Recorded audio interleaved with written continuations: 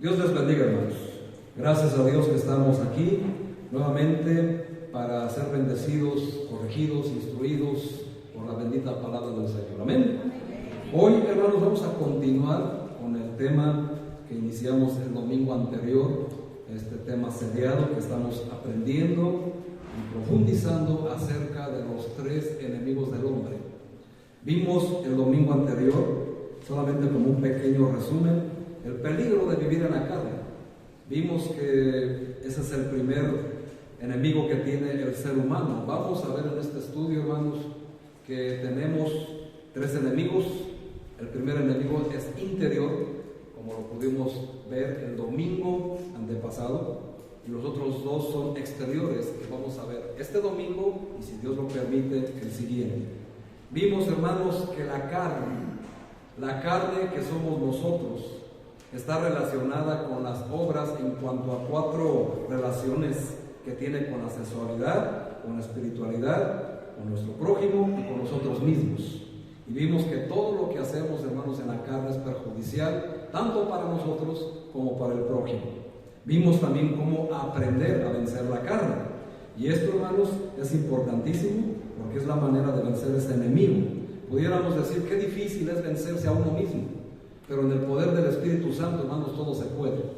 Todo lo que nos sucede, todas las tragedias que son consecuencia de nuestra propia carne, es lo que tenemos que poner especial atención. Nunca querer confundir o querer justificar que estoy pasando por una situación angustiante cuando yo lo provoqué, y creer que lo podemos disfrazar de espiritualidad diciendo que por mi culpa, que por mi pecado estoy en una prueba de Dios, y lo cual es totalmente absurdo y que no tiene ninguna justificación. Todo, hermanos, lo que nosotros por nuestra propia causa, concupiscencia, nuestro pecado, nuestro deseo carnal hacemos, tiene una consecuencia, y cuando estás viviendo esa consecuencia no es una prueba de Dios. Así que no confundamos esa área jamás. Es tu propia consecuencia de tu propia decisión, y nosotros somos lo que elegimos hacer. Amén. Vivimos lo que hemos elegido vivir. Ahora, la carne, hermanos, es interior. Ahora vamos a ver el segundo enemigo, que es exterior. Y si eres de los que ponen mucha atención en la lectura, te diste cuenta ya hacia dónde nos vamos, a qué enemigo nos vamos a enfrentar. Y como les dije desde el domingo anterior, son estos tres enemigos inevitables.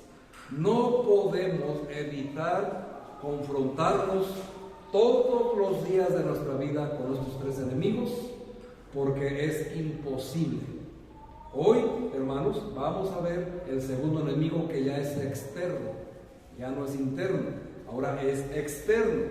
Y es imposible que no nos enfrentemos a este segundo enemigo, porque precisamente vivimos en él. Imposible salir de aquí. Y me refiero nada más y nada menos, hermanos, que el mundo. El mundo es el segundo enemigo del hombre. Pero tenemos que ver a qué se refiere la Biblia cuando habla del mundo, porque pudieras tener una idea de que el mundo se refiere al planeta Tierra, a lo que hay en el planeta Tierra. No, hermano, no se refiere a eso. Cuando la Biblia habla del mundo, se refiere precisamente a la sociedad en que vivimos. El mundo, cuando la Biblia habla del mundo, es el ambiente que ya está o ya estaba armado cuando nacimos. Tú no elegiste, hermano, nacer en este mundo, amén. Tú no elegiste nacer en este tiempo, ¿sí? Tú no elegiste nacer en esta familia, no elegiste nacer en esta ciudad, en este estado, en este país, mucho menos en este mundo, pero lo naciste y estás aquí. Y hoy es imposible salir del mundo. Amén. No es posible, hermanos, pretender que nosotros podemos salir de este mundo para poder vencer. Hay algo, hermanos, que el Señor Jesucristo dejó para poder vencer a este mundo. Así como dejó, vimos el domingo anterior cómo vencer la carne, cómo vencernos a nosotros mismos. Ahora vamos a ver cómo vamos a vencer al mundo, pero tenemos que aprender todo lo que tiene que ver con lo que es el mundo, según la Biblia, y no confundirlo jamás, precisamente, con el planeta Tierra y todo lo que existe ahí. Así que el mundo, hermanos, ¿qué es el mundo? Se incluye. Si te gusta apuntar, hermanos, el título, también puedes apuntarlo. La enseñanza de esta mañana se llama El peligro de amar este mundo. Así como vimos en el otro, el peligro de vivir en la carne, hoy se llama el peligro de amar este mundo. Y el mundo, hermanos, se incluye el tipo de vida, las ideas, las voluntades, las opiniones, los propósitos, las creencias religiosas, la cultura, los modismos y todo lo que moldea a la gente contemporánea. Eso, hermanos, es a lo que se refiere el mundo. Primero, hermanos, quiero que sepas que el mundo, y ya no voy a volver a repetir a qué se refiere el mundo. El mundo siempre fue un sistema de valores contra Dios y contra Cristo. Dice la primera carta de Juan en el capítulo 4, versículo 3 al 5. Ahí ustedes hicieron la lectura hoy, pero vean, hermanos, lo que dice ahí mismo. Primera carta de Juan, capítulo 4, 3 al 5. Dice: y todo espíritu que no confiesa que Jesucristo ha venido en carne no es de Dios. Y este es el espíritu del anticristo, o sea, lo contrario a Cristo, el cual vosotros habéis oído que viene, atención, y que ahora ya está en el mundo. Hijitos, vosotros sois de Dios y los habéis vencido, porque mayor es el que está en vosotros que el que está en el mundo.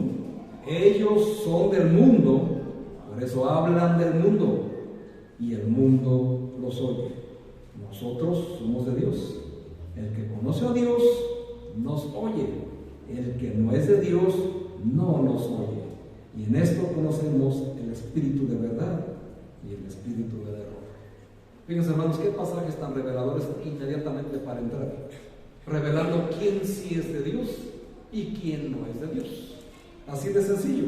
No importa si hiciste la oración cientos de veces, porque suele pasar, creyendo que solamente por hacer una oración ya eres algo. No, hermanos, ese es apenas el inicio. Pero tienes que cultivar una relación con Dios, una relación con Cristo, para poder tener evidencia de que eres hijo de Dios. Y la primera evidencia es que quieres escuchar a Dios. Cuando alguien no quiere escuchar a Dios, ¿qué dice la Biblia? No es de Dios, no te engañes. Y si tú te encuentras en esa condición, pues hermano, hay que corregirlo, porque todo aquel que no quiere escuchar a Dios no es de Dios. Y se acabó. No hay nada que objetar ahí. Ahora, este mundo, que es el sistema de valores contra Dios, siempre ha estado en contra, y la Biblia le llama el anticristo. Así que esto, que es el anticristo, todo espíritu que no confiesa, que no quiere oír a Dios, ni a Cristo, ni a su evangelio, odian a Jesús y también odian a sus discípulos.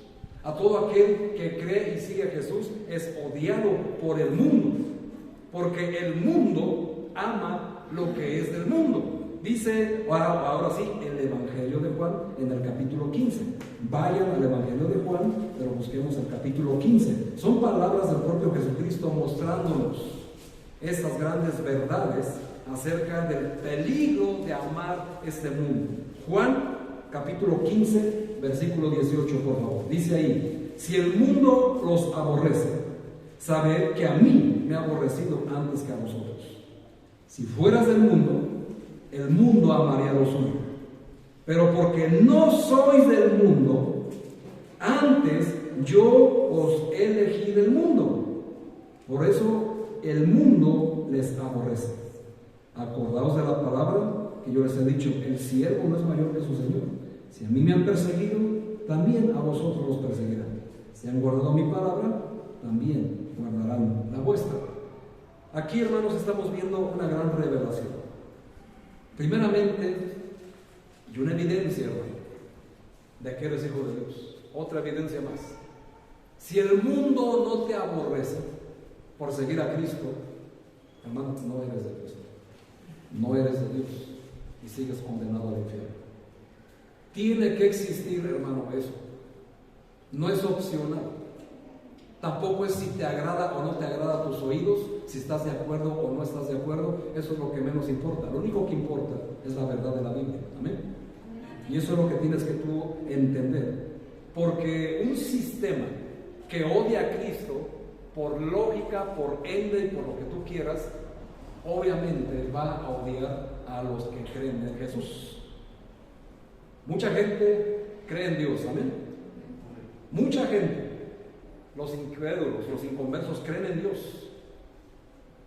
Y cuando les hablas de Dios, bueno, pues lo toleran. Dicen, está bien, pero pues a mí no me hables de eso, yo estoy aquí. Y sí, pues gracias a Dios por eso. Okay.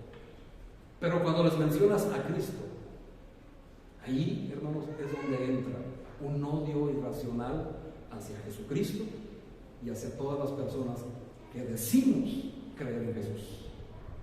Si esto no ocurre en tu vida, hermano, estás en un serio problema. La primera carta de Timoteo nos dice que todo aquel que quiera vivir piadosamente en Cristo Jesús padecerá persecución. La lógica de que de verdad eres un cristiano, hermano, es que padeces persecución del mundo. Si no la padeces, hay que meditar dónde estamos parados.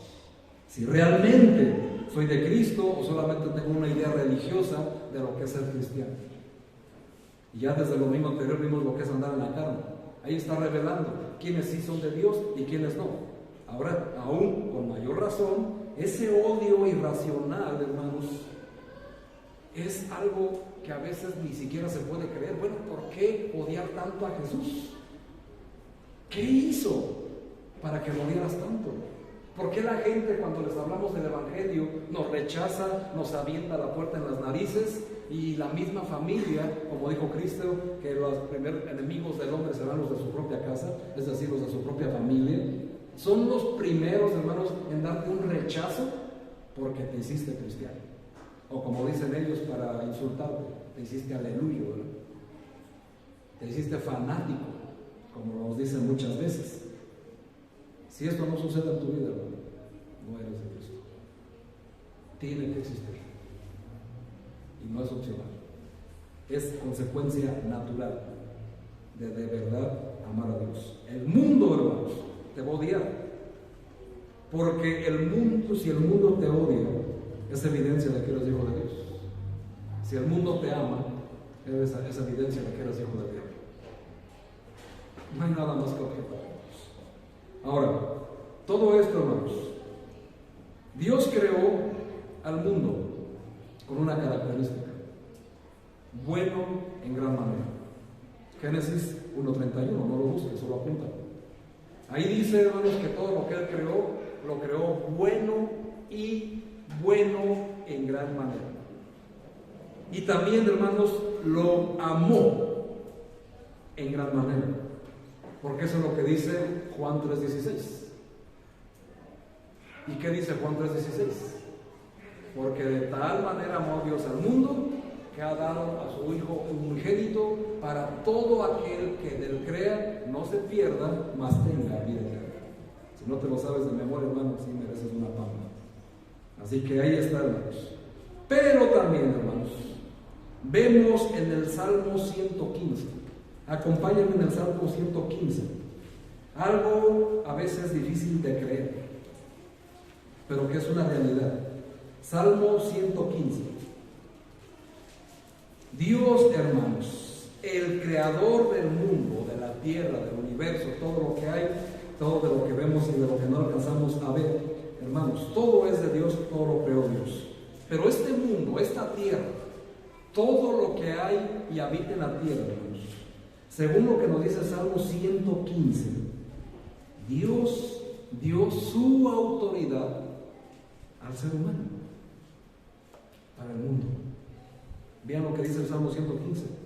No a nosotros, oh Jehová, no a nosotros, sino a tu nombre sea dada la gloria. Fíjense lo que dice el versículo 16. los cielos son los cielos de quién? Y ha dado la tierra ¿a quién? A los hijos de los hombres. Fíjense, hermanos, Dios se dio, o dio, mejor dicho, su autoridad a los hombres. Por eso creó a Adán hasta el sexto día. Una vez que Dios creó todo lo que vemos relatado en el Génesis 1, hasta el final lo creó todo para Adán. Y por eso le dice en Génesis 1:26 que hagamos al hombre a nuestra imagen y semejanza para que señoree en todos los animales y en todo lo que es la tierra. El ser humano, hermanos, tenía la autoridad de Dios para gobernar este mundo, pero, porque siempre hay un pero, y siempre hay un pero por el hombre, al andar en la carne, por cierto, en Apocalipsis capítulo 12, versículo 9, nos dice ese pero. ¿Qué pasó? Si el ser humano en la humanidad iba a ser el gobernante del mundo, ¿qué pasó? Ahora, ¿quién lo gobierna? Apocalipsis capítulo 12, versículo 9, nos dice ese pero, esa situación que pasó. ¿Están ahí? Apocalipsis 12, versículo 9. Dice, y fue lanzado fuera el gran dragón, la serpiente antigua, que se llama Diablo y Satanás, el cual engaña. No dice al mundo en partes, ¿no? Al mundo entero. Fue arrojado a la tierra y sus ángeles fueron arrojados por el pecado en el jardín del Edén de Adán y Eva. El hombre le cedió la autoridad sobre este mundo a Satanás. No fue culpa de Dios, fue culpa del hombre y sigue siendo culpa de nosotros. Muchas veces decimos, haciendo preguntas guiadas por el espíritu del error, ¿verdad? No el espíritu de verdad, que es el Espíritu Santo. Y si Dios sabía que Satanás iba a hacer lo otro y aquello, ¿por qué Dios creó a Satanás? No, hermano, nunca habías hecho una pregunta más absurda, tonta y sin sentido, aunque tú creas que es una pregunta inteligente. No, hermano, Dios no creó a Satanás. Dios creó un ángel, a un querubín protector, y ese ángel se llenó de orgullo y de soberbia como el ser humano, y fue cuando se convirtió en Satanás. Cuando el ser humano se llena de orgullo y de soberbia y sigue el espíritu de error, se convierte en un anticristo, como dijo el apóstol Juan. A todo aquel que niega que Jesucristo es el Hijo de Dios y que vino en la carne, este es el anticristo. Y oh, sorpresa, es que Hollywood dice que va a engendrarse de no sé quién, de que quién sabe qué mujer, y que va a venir y que van a nacer de no sé cuántas. Hermano, el espíritu, el anticristo está aquí en la tierra, siempre está, y opera en los hijos inconversos, opera en los hijos que siguen el espíritu de la vida. O sea, hermanos, la otra familia. Primera lección del discipulado, ¿se acuerdan? La salvación. Dos familias espirituales. ¿Cuál hay? La de Dios y la del diablo. Solamente hay dos familias, hermano. O perteneces a una o perteneces a otra. No hay una tercera, ni una cuarta, ni mucho menos más. Solamente hay dos familias espirituales. Y siempre, hermanos, la familia del diablo va a estar en contra de la familia de Dios. Siempre. Es una guerra y siempre va a existir hasta que Cristo venga a terminar con la autoridad que tiene esto. Pero vean, hermanos, cómo es. Dios le dio la autoridad al hombre. El hombre le dio la autoridad a Satanás por el pecado. El pecado nunca va a ser algo bueno. Le entrega el dominio de este mundo a Satanás. Dice el Señor Jesucristo en Lucas capítulo 4, Evangelio de Lucas capítulo 4, versículo 6, lo siguiente. Y le dijo el diablo, está Cristo en el desierto de la tentación. Pero vean aquí, hermanos, una gran verdad.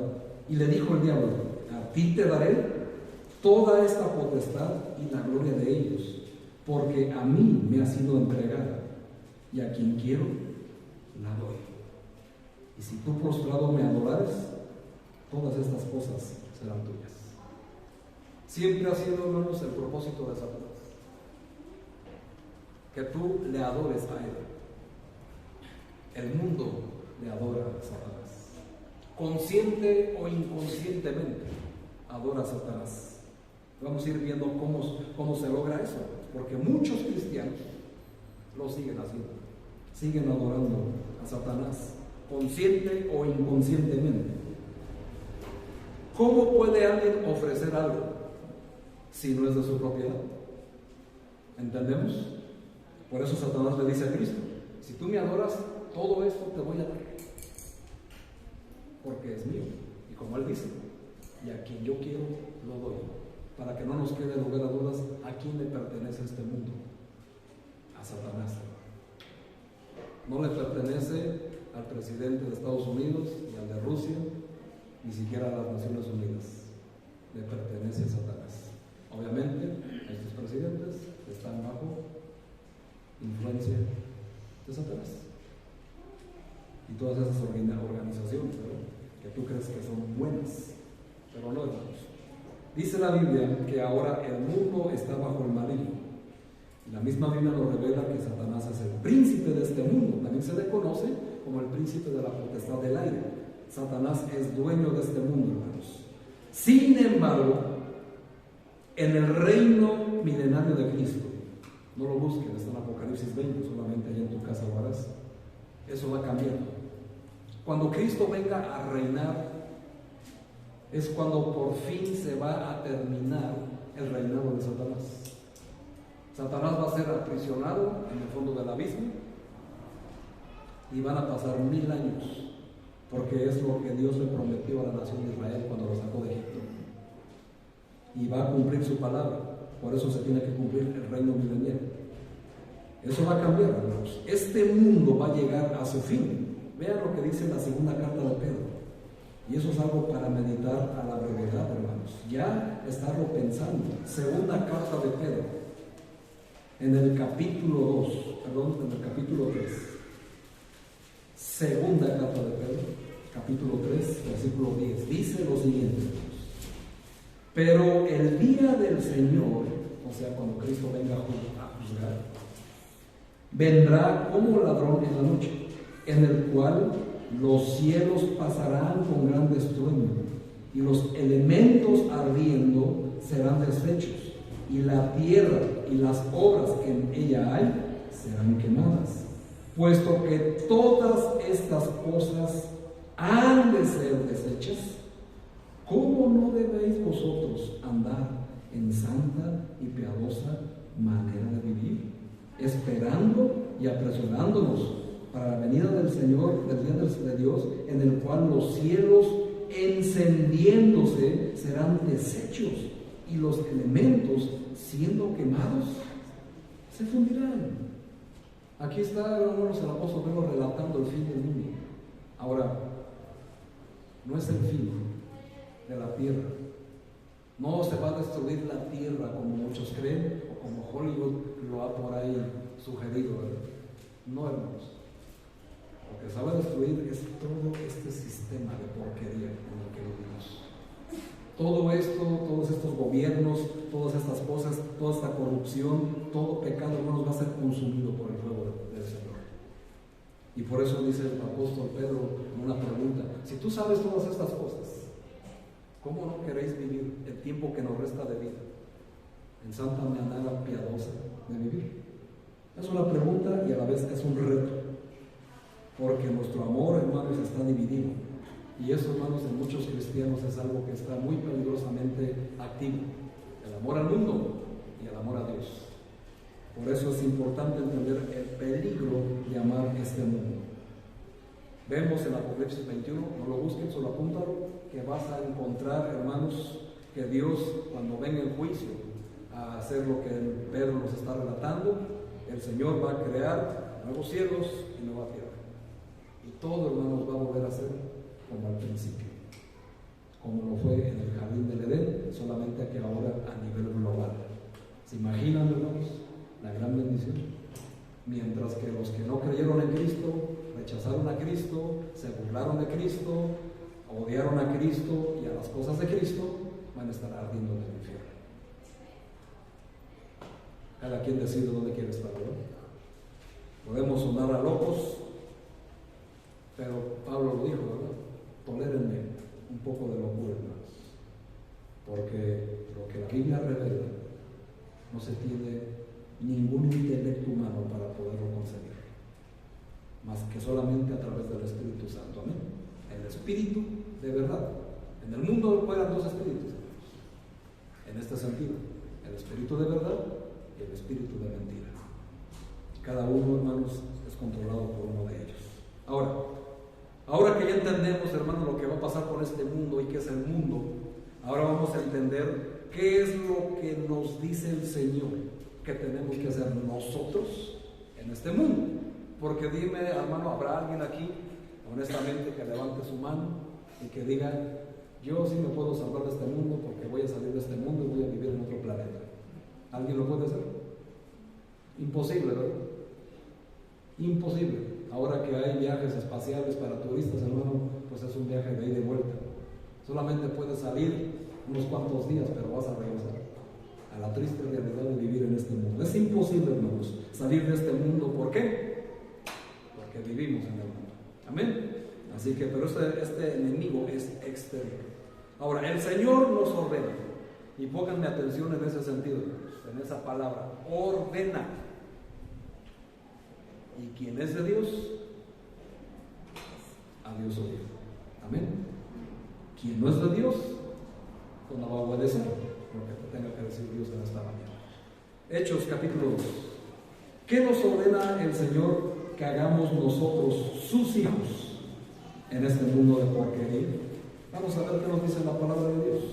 Hechos capítulo 2, versículo 40. Hechos 2, versículo 40. Y con otras muchas palabras testificaba y les exhortaba diciendo: sed salvos de esta perversa generación. Hermano, el apóstol no solamente se está refiriendo a la generación del siglo I, sino, hermano, tú mismo puedes ver cómo es esta generación de perversa. ¿Cómo es la gente cuando se trata de la moral? ¿Les importa acaso ahí a esta generación la moral? Lo más mínimo les estorba, de hecho, en demasía. No quieren corregir la moral. Para ellos todo pecado tiene justificación. Y mientras más divertido sea, más sano es, dice Dios. Pero no es así. Tenemos que comprender, hermanos, lo que nos está diciendo aquí el autor de Hechos, que fue el doctor Lucas, el médico Lucas. Fue el autor del libro de Hechos de los Apóstoles. Era doctor, por cierto, discípulo del apóstol Pablo. Y está diciendo, hermanos, que tenemos que ser salvos, es decir, en la traducción, librarnos o protegernos de esta perversa generación. Porque ¿cómo nos podemos salvar de ellos? Sino es que más protegiéndonos o librándonos de convivir con gente perversa. Porque, hermanos, la perversidad está todo lo que da. Y son las señales de los últimos tiempos antes de que Cristo venga y empiece la gran tribulación. Y eso mismo tú lo puedes ver. ¿Cuál es, hermanos, la señal, de que Cristo, su regreso es inminente? La moral, la perversidad moral. ¿Por qué? Porque es tan simple, hermano. Nos dice Génesis que cuando vino el diluvio, cuando le colmó la paciencia al Señor los pecados, es que en el pensamiento del ser humano solamente existía el continuo mal. Y fue cuando le dijo a Noé: hasta aquí, se me acabó la paciencia. Ve y hazme esto, porque he decidido arraer todo ser viviente de la tierra, porque todos se han corrompido. Y, hermanos, ya está en marcha esa corrupción total que va a terminar con la paciencia del Señor.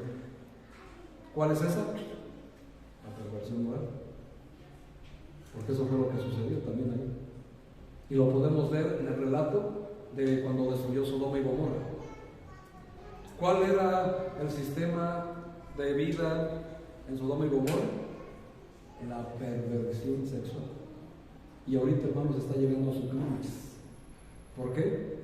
Tú dirás, bueno, siempre ha habido, siempre ha existido, y sí, hermano, tienes toda la razón. Pero el colmo, hermano, y se está dando ya, es cuando la perversión sexual ya se empiece a legalizar.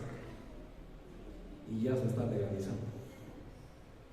Y están empezando ya a legalizar. La pedofilia va a ser legal. El matrimonio entre dos personas del mismo sexo ya está legalizado. Ahora, hermanos, lo peor de todos es que el ser humano, el peor error que puede cometer es tocar a los hijos del Señor, a los hijos de Dios, y principalmente a sus niños. Y ya está sucediendo, hermanos. Ya se está empezando a legalizar la pedofilia. Ya no vas a tener autoridad sobre tus hijos, hermano. Si un adulto perverso le echa un ojo a tu hijo y quiere andar con él, tú no se lo puedes evitar, porque si no te meten en la cárcel. Ese es el colmo, hermanos. Y es cuando Dios va a decir, ¿saben qué? El primer juicio fue por aire, por agua, ahora va a ser por fuego. Lo acabas de leer con el apóstol Pedro. Sigue dudando, sigue durmiéndote ahí que todo eso es una falacia, es el foco de los adultos para espantarlos. Es tu problema, hermano. Aquí está. Pero ahí está sucediendo. Sigan sin anunciar el evangelio. Tu amiga, tu hermana, tu hermano, la persona que amas está en esa condición y va a ir hacia el infierno. ¿Y qué dice la Biblia? Que nos protejamos de esta generación. Amén. Pues, segunda los Corintios 6, otra cosa que nos dice la Biblia que tenemos que hacer, que va también de la mano. Pero en segunda los Corintios, capítulo 6, precisamente vamos a ver específicamente qué es lo que tenemos que hacer. Segunda Corintios 6, versículo 14, por favor. Ya lo hemos leído muchas veces para muchas enseñanzas. No nos unáis en yugo desigual con los incrédulos, porque ¿qué compañerismo tiene la justicia con la injusticia? ¿Y qué comunión la luz con las tinieblas? ¿Y qué concordia Cristo con Belial? Belial es un nombre de un demonio. ¿O qué parte el creyente con el incrédulo? ¿Y qué acuerdo hay entre el templo de Dios y los ídolos? Porque vosotros sois el templo del Dios viviente, como Dios dijo, habitaré y andaré entre ellos, y seré su Dios, y ellos serán mi pueblo. Por lo cual, ¿qué nos dice la Biblia? Salid de en medio de ellos y apartaos, dice el Señor, y no toquéis lo inmundo, y yo los recibiré, y seré para vosotros por Padre, y vosotros me seréis hijos e hijas, dice el Señor, Dios Todopoderoso. Amén. Así que, hermanos, ¿qué tenemos que hacer? No asociarnos con incrédulos, sino separarnos de ellos. ¿En qué condición lo tenemos que hacer, hermanos? No hagas sociedad con incrédulos en negocios, hermano. Ahora tú dirás, bueno, ¿cómo voy a venderle mi producto, lo que yo estoy vendiendo, si casi todos son inconversos? Bueno, hermano, es que no se refiere a eso. Ese es tu trabajo. A lo que se refiere, hermano, es que tú no te asocies con cosas corruptas, con cosas ilegales. A eso se refiere, hermano. No que no le vendas un inconverso, hermano, por Dios, pues te morirías de hambre. ¿No es así? No, hermano. Lo que se dice es que no te asocies. Cuando dice no te unas, precisamente a eso se refiere. No te unas con negocios ilícitos, corruptos e ilegales. Porque entonces, hermano, la ira de Dios también vendrá sobre ti. Y eso es algo que tenemos que hacer. No te asocies, sino sepárate. Si tú en estos momentos tienes una sociedad, lo siento mucho, de tus negocios, con una persona que está incurriendo en cosas ilegales, corruptas, hermano, dice la Biblia, sepárate de ellos. Aléjate de ellos. No te unas en yugo desigual.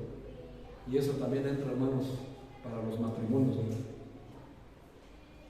Un hijo de Dios no se puede casar con una hija del diablo o un hijo del diablo, porque vas a tener por padre a Dios y por suegro al diablo. Qué bonita familia, ¿no? Y eso no debe de ser así.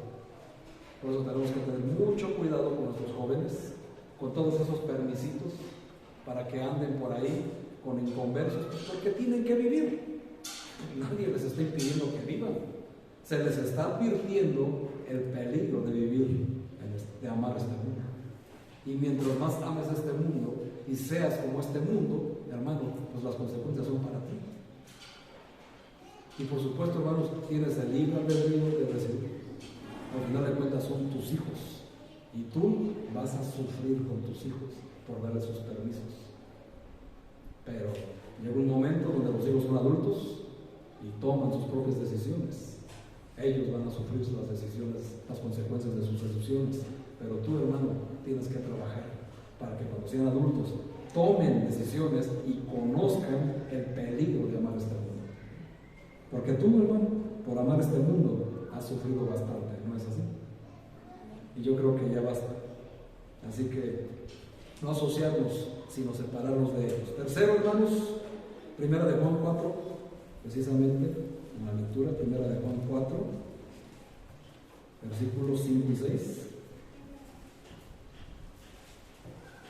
Ellos son del mundo, por eso hablan del mundo, y el mundo los oye. Nosotros somos de Dios. El que conoce a Dios nos oye. El que no es de Dios no nos oye. En esto conocemos el espíritu de verdad y el espíritu de error. Aquí estamos viendo, hermanos, que otra cosa que nos pide el Señor como una orden es no oír al mundo. No oírlo. ¿Y qué significa eso, pastor? Pues ¿cómo le hago? Cuando dice no oírlo, se refiere a no tener una involucración con el mundo, recibiendo sus doctrinas, sus costumbres y querer que las podemos incluir en nuestra vida cristiana. Como en lamentablemente, en muchas iglesias, hoy se les habla y se les enseña mucho más del humanismo, la psicología cristiana, la psicología aplicada y todas esas cosas antes que la palabra de Dios. No estoy hablando ni satanizando la psicología. Lo que estoy diciendo, hermanos, es que no puede ser principios que no pertenecen a la Biblia y queremos justificar porque tienen cierta reputación. Es como, por ejemplo, hay algo que se está haciendo en demasía, hermanos, y que muchos cristianos están enganchados a esa situación satánica. Es creer que tú puedes decretar, que tú puedes mandar, que tú puedes hacer qué. En ese sentido, que tú puedes atar. Hermanos, esas cosas son principios metafísicos que nada tienen que ver con Dios, sino más bien todo tiene que ver con Satanás. Todo lo que es la metafísica, hermanos, es de Satanás. ¿Por qué? Génesis 3. Ahí está. Aplicando la psicología, ¿qué le dijo Satanás a la serpiente? Perdón, ¿qué le dijo Satanás a Eva? Con que Dios os ha dicho. Y ahí estás, ¿verdad? Tú llenándote de dudas. ¿Por qué? Porque tienes otra fuente que ya te metió duda acerca de la verdad de Dios. Y entonces, ¿qué haces tú? Dudas de Dios. ¿Por qué? Porque tienes una fuente que parece ser verdadera, que parece ser fidedigna, que tiene cierto culto de reputación, sobre todo en las voces de personas con cierta alcurnia, con cierta educación, con cierta fama. Pero el propósito, hermanos, de Satanás es desviarte, llenarte de dudas. ¿Y qué hizo Eva? Pues dudó de la palabra de Dios. Por eso fue al fruto, lo comió, lo probó y lo dio a su marido, y su marido, bien inocente, pues se lo come, ¿verdad?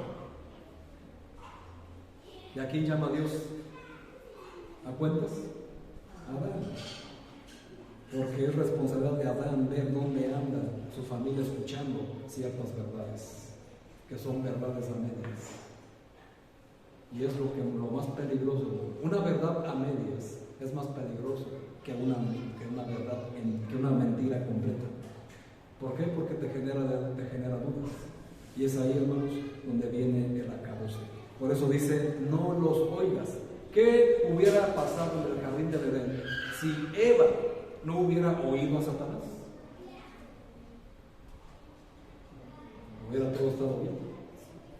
No estaríamos pensando en reclamarle a Adán y Eva, ¿verdad? Ahora que nos veamos, por tu culpa tengo que trabajar todos los días con el sudor de mi frente. Y ustedes, las mujeres, por tu culpa me dolió ese hijo tanto. ¿Verdad? No hubiera pasado nada. Hubiera seguido el plan de Dios como estaba establecido desde el principio. Pero no. Por escuchar a Satanás, por escuchar a la serpiente, y bueno, que se refiere a Apocalipsis 12, le entregó la autoridad a Satanás. Y desde entonces, hermano, en este mundo está reinado por Satanás. Todo lo que hay, hermano, en este mundo es propiedad de Satanás, a excepción de este libro, de la iglesia y del Espíritu Santo. Todo lo demás le pertenece a Satanás. Hasta tu familia inconversa es de Satanás. Y hay que rescatarlos de ahí, hermanos. Amén. Los que aman este mundo, hermanos, dice la Biblia en la primera carta de Juan, capítulo 2, donde hicimos la lectura, que no son de Dios. Primera de Juan 2, versículo 15, dice, no améis al mundo, ni las cosas que están en el mundo. Si alguno ama al mundo, el amor del Padre no está en él. Y luego sigue diciendo, hermanos, porque lo que hay en el mundo, ¿qué es lo que hay en el mundo? Los deseos de la carne, los deseos de los ojos y la vanagloria de la vida no provienen del Padre, sino ¿de quién? Del mundo. Y el mundo pasa y sus deseos, pero el que hace la voluntad de Dios es el que va a permanecer para siempre.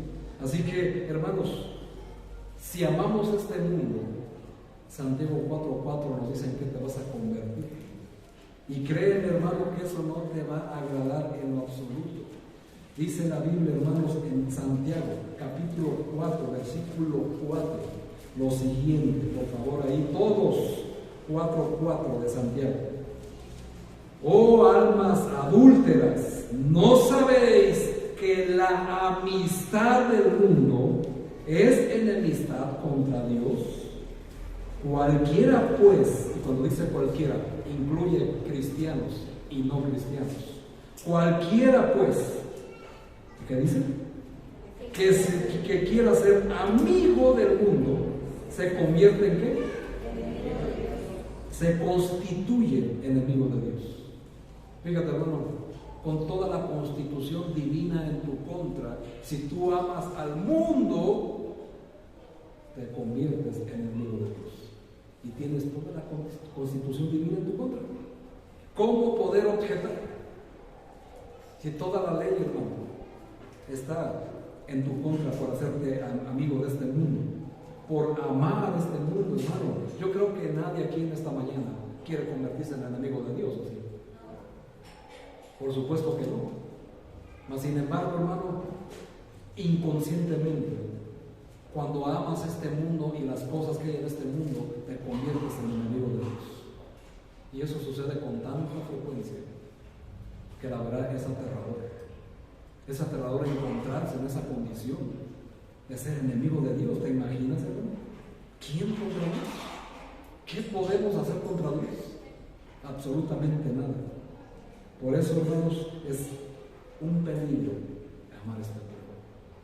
¿Y cómo pasa eso, pastor? Es decir, ¿cómo sé que yo me estoy haciendo amigo del mundo? Pues la amistad. Por no hacer todo, ahora sí que estar en acuerdo con esta generación perversa, por asociarte con incrédulos y no querer separarte de ellos porque te conviene el negocio, ¿verdad? Y porque los oyes, porque tú crees que esas cosas de reputación se pueden incluir en la iglesia. ¿Por qué no? Eso, hermanos, es hacer amistad con el mundo. Vivir como el mundo. Que no exista una diferencia entre el inconverso y el converso, hermanos. Es un peligro y una evidencia de que vives en el mundo y de que amas el mundo y que te gusta este mundo y que ahí quieres estar más que aquí. ¿Yo qué necesidad tengo de venir a que me regañen domingo a domingo? A que me digan qué tan pecador soy. Hermano, esa es la evidencia de que eres hijo de Dios. Porque el que es de Dios, a Dios oye. Y el que no quiere oír a Dios, no es de Dios. ¿Por qué? Porque está oyendo el mundo. Prefiere oír el mundo. ¿Por qué? Porque le genera más satisfacción. Le justifica sus pecados. Le justifica su moral. Le justifica que no quiera corregir su vida pecaminosa. Y muchos padres también lo hacen con sus hijos. Ahí está, hermanos. Eso es tener amistad con el mundo. Eso es amar al mundo. Y eso es un peligro. Para terminar, hermanos, ¿cómo vencer al mundo?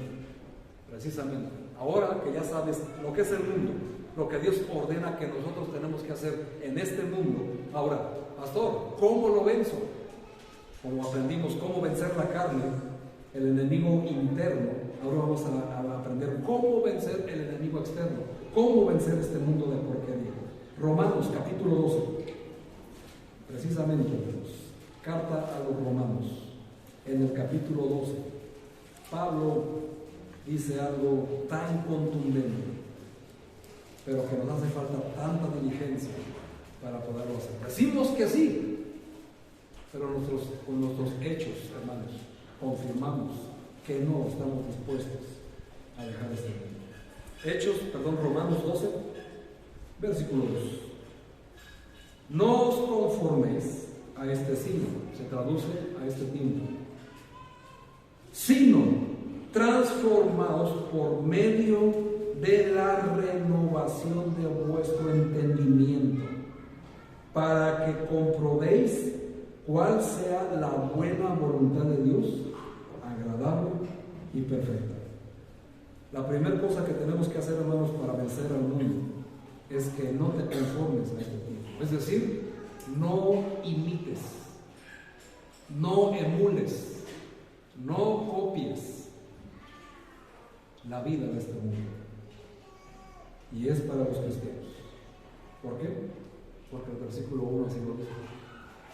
Así que, hermanos, cuando dice Pablo hermanos, ¿a quién se refiere? Pues a nosotros, ¿verdad? Es para ti, hermano. Vean, hermanos, no te conformes a este tiempo, sino, ¿qué es lo que tienes que hacer? Renovar tu entendimiento. Entender que el pecado es pecado. Y si una cosa para Dios es pecado, hermano, no lo quieras minimizar diciendo, ay, pues es un pecadillo, es un pecado pequeño. No, pecado es pecado. Y lo tienes que entender así. Porque la paga del pecado es. ¿Entendemos? Para Dios es radical todo. Así que no quieras justificar. Tienes que también hacer, hermano, comprobar cuál es la buena voluntad de Dios, verdadera y perfecta, hermano. Si no vienes, ¿cómo compruebas cuál es la voluntad de Dios? Si no lees la Biblia, ¿cómo vas a comprobar su buena voluntad? Si no oras, imposible platicar, hablar con tu Padre, con el que dices que es tu Padre, y no hablas con él en oración, o sea, no se puede, hermano. Es imposible. Así que es lo que tenemos que hacer, hermanos. Número 2, primera de Juan 5, por favor, primera carta de Juan. Primera de carta de Juan 5, nuevamente 4 y 5, primera de Juan 5, 4 y 5. Hijitos, vosotros sois de Dios y los habéis vencido, porque mayor es el que está en vosotros que el que está en el mundo. Ellos son del mundo, por eso hablan del mundo y el mundo los oye. Pero nosotros, hermanos, no somos del mundo, somos de Dios, porque la voz de Dios oímos. ¿Qué significa esto? Esto, hermanos, significa, 4, 5, no leí ese, discúlpenme, primero de Juan 5, 4. Porque todo lo que es nacido de Dios vence al mundo, y esta es la victoria que ha vencido al mundo, ¿qué? Nuestra fe. ¿Quién es el que vence al mundo sino el que cree que Jesús es el Hijo de Dios? Vean, hermanos, discúlpenme, me pasé uno, pero aquí está claro. Todo lo que es nacido de Dios vence al mundo. Otra evidencia más.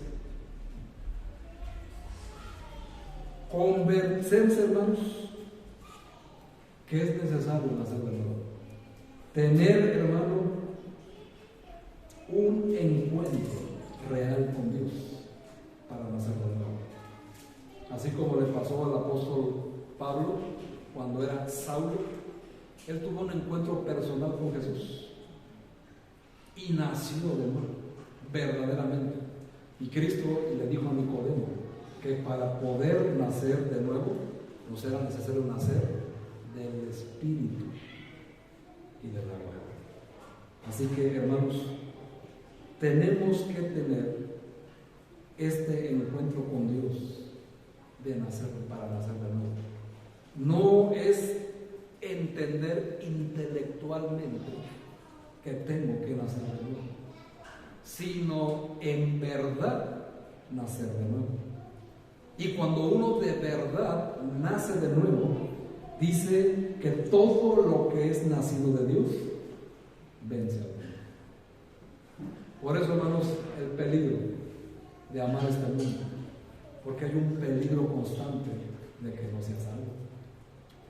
Por amar tanto este mundo, por no querer, hermano, dejar de hacer las cosas que el mundo hace, sus costumbres, sus tradiciones, como dice Colosenses capítulo 2, versículo 8, todo lo que nos parece de buena reputación, hermanos, todo no lo queremos dejar de hacer, todo lo queremos justificar, porque ¿qué tiene de malo? Y Colosenses capítulo 2, versículo 8, apúntalo, ahí te dice precisamente lo que este mundo hace y que no es según Cristo. Y aquí, hermanos, estamos viendo precisamente que el que ha nacido de Dios, todas esas cosas, hermano, las tiene por basura, las ha vencido. Todas las prácticas que se hacen en este mundo religiosas para el cristiano de verdad están muertas. Ya no las practica, aunque tengan cierta reputación de que son buenas. Primero se escucha a Dios y se participa de las cosas que Dios dice. Y aquí, hermanos, tendríamos que sacar un tema externo, ¿verdad? Pero no nos alcanza el tiempo. Basta con todas las tradiciones paganas, ¿verdad? El Día del Amor. ¿Qué más? ¿Qué más se festeja? ¿Qué es pagano? El Día de Muertos. El Halloween. La Navidad. Hermano, todo eso es pagano en las prácticas. Me pasó, pero el amor, ¿a quién celebras ese día? ¿A quién? A San Valentín. Ni siquiera sabes el origen, hermano. Todo tiene un origen pagano, pero tienes que tener ese conocimiento, ¿verdad? Pero mientras sigas escuchando al mundo porque te parece bonito, seguirás oyendo al mundo y nunca vas a escuchar lo que Dios te tiene que decir acerca de esas prácticas. Todas esas prácticas, hermano, que el mundo celebra tienen que ver con paganería, que tienen que ver, hermanos, con lo que hicieron los antiguos druidas para hacer sus festejos, siempre, hermanos, coincidentemente al término o al empiezo de un solsticio. Hay que leer más, ¿verdad? Y hay que acudir a la iglesia para conocer la verdad, porque todo esto, hermanos, ¿dónde viene? En la Biblia. ¿Cómo la vas a conocer? ¿Cómo vas a comprobar su buena voluntad si no vas a la Biblia? Tal pareciera que te queman los ojos, ¿no? Tal pareciera que te da flojera leer tantas letritas y no ver ningún dibujito. Hermano, esta es la palabra de Dios. Y por supuesto el que la lee es bienaventurado. ¿Amén? Es lo que dice Apocalipsis 1. Pero, hermanos, tenemos que tener esto en cuenta. Otra cosa para vencer al mundo. Gálatas capítulo 6. Gálatas capítulo 6. Carta de Pablo a Galacia. Versículo 6. Capítulo 6, perdón. Gálatas 6, versículo 14. Gálatas 6, 14 dice: pero lejos esté de mí gloriarme, sino en la cruz de nuestro Señor Jesucristo, por quien el mundo me es crucificado a mí y yo al mundo. las voy a volver a leer. Pero lejos está de mí gloriarme, sino en la cruz de nuestro Señor Jesucristo, por quien el mundo me es crucificado a mí y yo al mundo. ¿Cómo vences al mundo, hermano? Considérate muerto para el mundo. Considérate muerto para el mundo. Y viceversa. Porque ese es el problema del cristiano tibio, ¿verdad?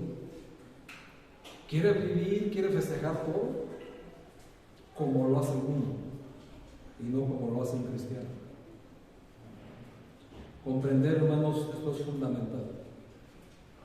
Vivirlo es esencial.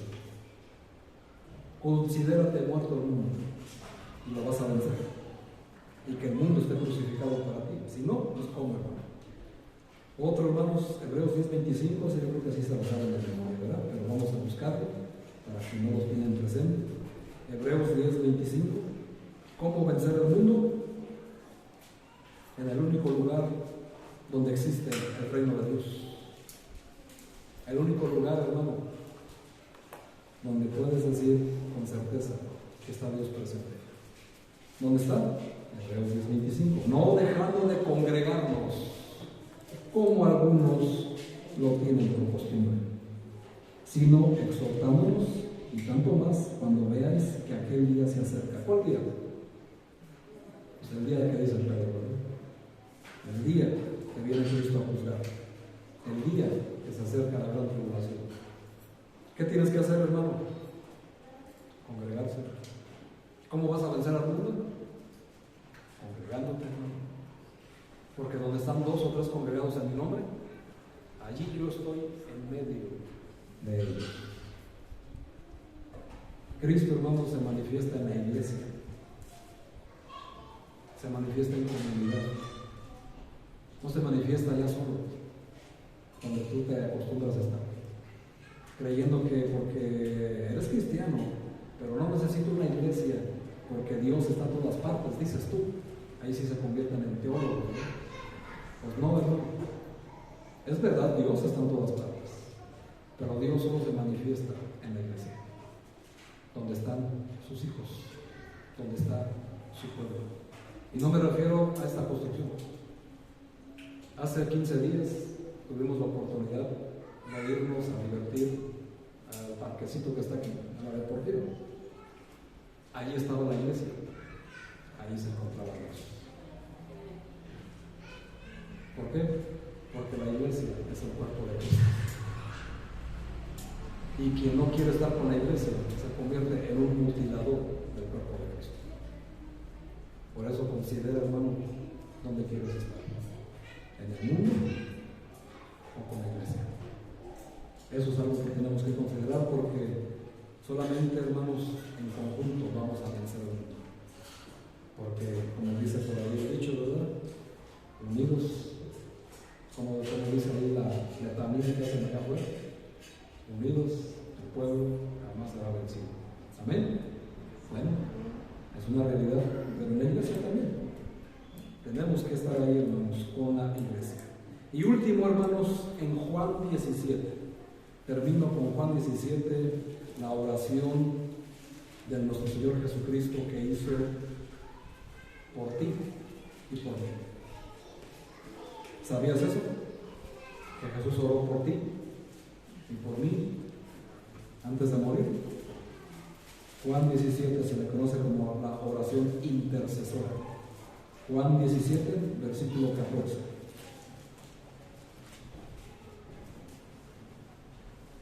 Yo les he dado tu palabra y el mundo los aborreció. Vean, hermanos, qué cosas. Yo les he dado tu palabra y el mundo los aborreció. ¿Razón? Porque no son del mundo, como tampoco yo soy del mundo. No ruego que los quites del mundo, sino que los guardes del mal. No son del mundo, como tampoco yo soy del mundo. Santifícalos en tu verdad. Santifícalos, acuérdate que significa apártalos. Tu palabra es la verdad. Estamos apartados para la palabra de Dios. como tú me enviaste al mundo, así también yo los envío al mundo a ellos. Y por ellos yo me santifico a mí mismo, para que también ellos sean santificados en la verdad. Mas no ruego por estos, los apóstoles, sino también por los que han de creer en mí por la palabra de ellos, o sea, tú y yo, para que todos sean uno, como tú, oh Padre, en mí y yo en ti, que también ellos sean uno en nosotros, porque para que el mundo crea que tú me enviaste. Vean, hermanos, qué importantes palabras. Una manera de evidenciar y de anunciar al mundo que yo soy hijo de Dios es que tengo unidad con mi iglesia. Si tú no tienes unidad con tu iglesia, hermano, ¿por qué crees que no ganas almas? Porque no te creen que seas cristiano, aunque tú lo digas.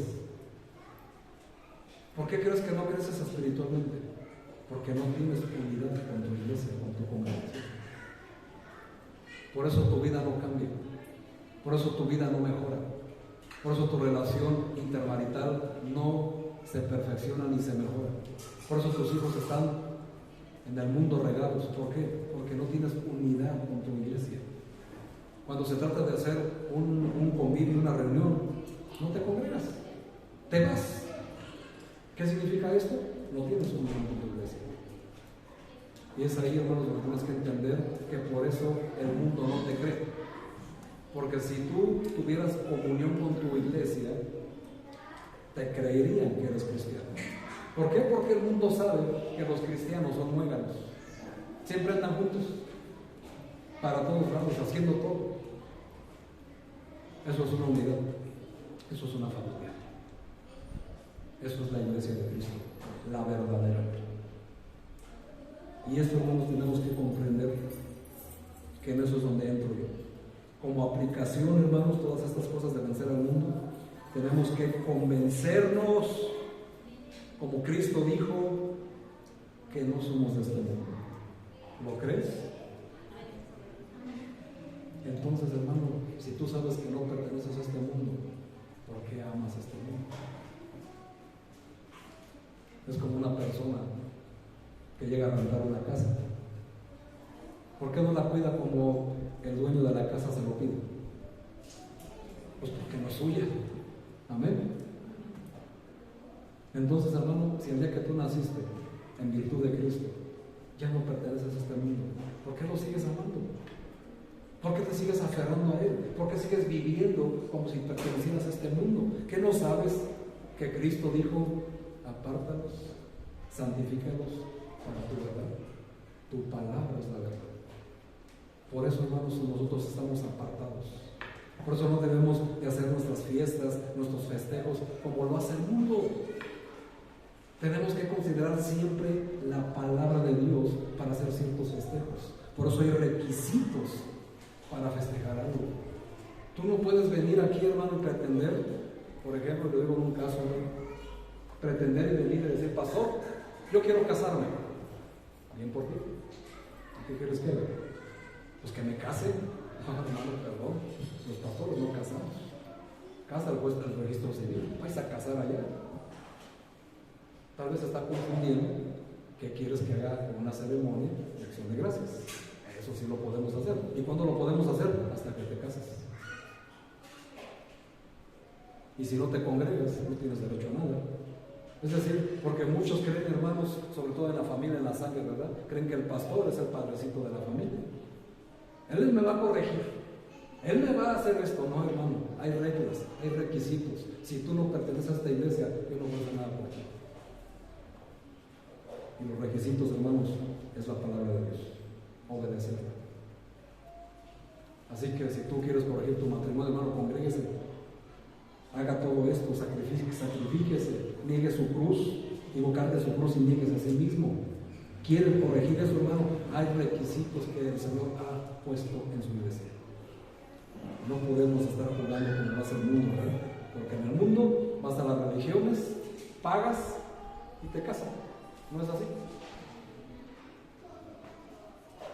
Con dinero baila una mujer, que es inmundo en la Biblia. Así que todas estas cosas, hermano, lo tenemos que corregir. Filipenses capítulo 3, versículo 20, nos dice de dónde somos. Filipenses 3, versículo 20, dice: más nuestra ciudadanía está en donde, de donde también esperamos al Salvador, al Señor Jesucristo. Por esto no te estoy diciendo que no tienes que vivir conforme a los requisitos de tu gobierno en cuanto a tu ciudadanía, a tus responsabilidades civiles. No, hermano. Tienes que ser ejemplo de hecho de eso.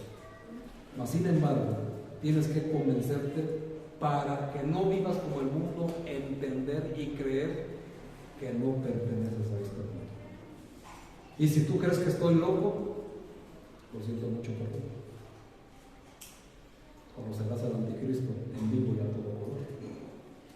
Tienes que convencerte, hermano, de que nuestra ciudadanía está en los cielos, de que allá Cristo está preparando una morada para todos los que creemos en su nombre. Juan 14, versículo 1, 2 y 3. Nosotros, hermanos, no pertenecemos a este mundo, pertenecemos a Dios. Por eso, cuando Juan el Bautista anunciaba: arrepentíos, porque el reino de Dios ha venido. El reino de Dios, hermano, es este, la iglesia. Y la iglesia va a ser sacada de este mundo cuando Cristo venga por ella. ¿Quieres estar ahí presente? Santifícate y crucifica el mundo.